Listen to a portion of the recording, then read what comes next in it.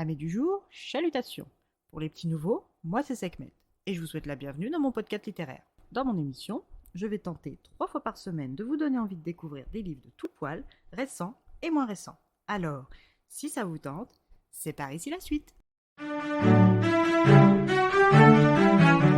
Aujourd'hui, je vais vous présenter le second tome du Lys de feu, La houle éclatante de Jacqueline Benson, publié aux éditions Rivka. Dans ce deuxième roman, nous retrouvons Lily Albright, jeune anglaise ayant des visions apocalyptiques. Issue d'une liaison entre une mère actrice convoitée à la chevelure de feu dont elle a hérité et d'un père aristocrate déjà père de famille rangé. Dans cette Angleterre d'avant-guerre, il est difficile pour une bâtarde de subvenir à ses besoins, mais Lily y est toujours parvenue seule une fois sa mère disparue. Accablée par des visions brutales et violentes, Lily est perdue. La rencontre de sa voisine et amie Estelle, médium de son état, va lui changer la vie et sa vision de l'avenir.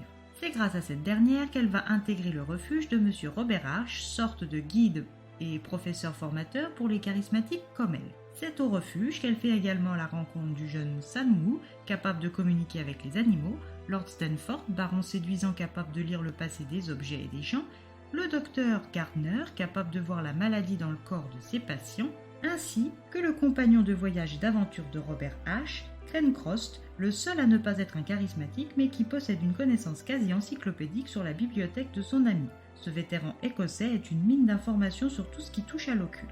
Suite à la découverte de ces gens et de ces lieux de formation et d'apprentissage, elle a pu se rapprocher de son père biologique et ces deux éléments réunis lui permettent de mieux appréhender son don de vision. C'est dans ce contexte d'apprentissage que nous retrouvons Lily Albright. Ces séances d'entraînement avec Robert avancent lentement et Lily ne progresse pas vite, du moins pas aussi vite qu'elle l'espérait, ni aussi bien que Monsieur H l'aurait prédit. Lily, qui a toujours fui ses visions et appris à les ignorer, a beaucoup de mal à lâcher prise et à faire confiance à son instinct. Pour motiver ses dons, H décide de donner plus d'enjeux à son entraînement en l'envoyant en mission d'interception d'un camion militaire contenant des documents importants. C'est un succès pour Lily et son don. Mais loin de booster sa confiance en ses capacités, Lily attribue ce succès uniquement à la chance. Robert, en bon maître, lui accorde tout le crédit et lui témoigne à nouveau sa confiance et lui donne congé pour le moment. Après s'être préparée pour un dîner, elle retrouve Lord Stanford qui s'est inquiété pour elle. La soirée se déroule sans encombre et la nuit venue, Lily a une vision. À son réveil, comme toujours après une vision, elle cherche de prime abord à l'ignorer. Mais Estelle, avec qui elle partage sa chambre, lui demande de la lui raconter. La médium est intriguée et surprise par la présence de gens déjà morts dans sa vision et lui demande d'en parler avec H. Ce dernier, qui ne s'est pas couché, tout comme son ami Crencross, convoque les autres. Lily raconte sa vision d'un endroit comme un palais avec un homme mort en son centre. Cet homme est mort en même temps que sa mère, 14 ans plus tôt, car c'était son costumier. Il ne peut donc pas s'agir de lui, mais Lily ressent cette urgence impérieuse dans sa vision. Et comme Robert le lui enseigne, elle apprend à écouter cette sensation. La décision est prise, il faut qu'elle intervienne. Elle n'a pas le temps de demander à l'équipe de participer, qu'ils sont tous d'accord. Mais où est cet homme? Quel est ce palais? Qui est-il? Quel lien a-t-il avec la mort de sa mère et de son costumier? Quel lien a-t-il avec Lily, tout simplement? À vous de découvrir la vérité bien cachée.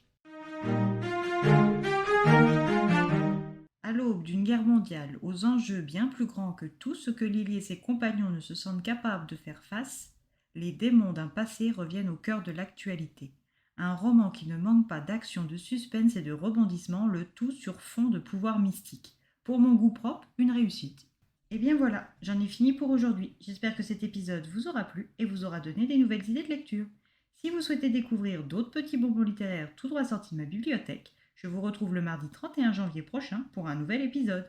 Et si d'ici là, je vous manque de trop, n'hésitez pas à me rejoindre sur mon compte Instagram, @leslectures de Sekhmet. Sur ce, chalut les amis et à la prochaine!